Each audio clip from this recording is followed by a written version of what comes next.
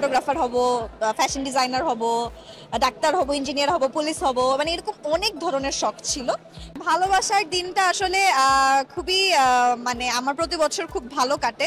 একটা স্ক্রিপ্ট আনতে গিয়ে আসলে আমাকে তখন ডিরেক্টর মানে পছন্দ করে, বলে যে আপনি আমার এই ক্যারেক্টারটার জন্য যান। ক্যারিয়ারটা আমার তো ফার্স্ট কাজ ছিল ফিল্ম রং ঢং, ওখান থেকে ওটা আমার ফার্স্ট কাজ। তারপরে কিছুদিন আমি কাজ করিনি পড়াশোনার ব্যস্ততার কারণে। তারপরে আবার এই যে নাটকে কাজ শুরু করলাম, এখন নাটক করে যাচ্ছি। ভালোবাসার দিনটা আসলে খুবই মানে আমার প্রতি বছর খুব ভালো কাটে, কেননা ভালোবাসা দিবসে আমার বড় বোনের জন্মদিন। তো আমি একেবারে ছোটবেলা থেকে ভালোবাসা দিবসটা আসলে ফ্যামিলির সাথে খুব মানে আয়োজন করে উদযাপন করি।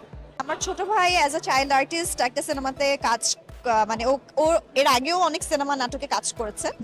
তো ওর একটা স্ক্রিপ্ট আনতে গিয়ে আসলে আমাকে তখন ডিরেক্টর মানে পছন্দ করে, বলে যে আপনি আমার এই ক্যারেক্টারটার জন্য যান। এবং সে জানে যে আমি থিয়েটার করতাম, সো জানে যে আমি অভিনয়ে জানি।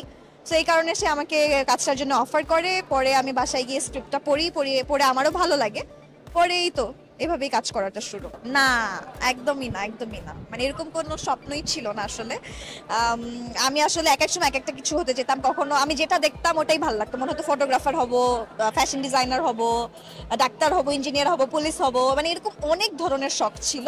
কিন্তু দিন শেষে এসে যেখানে আছি এই প্রফেশনে আসলে সব ধরনের একটা ভাইবই পাওয়া যায়।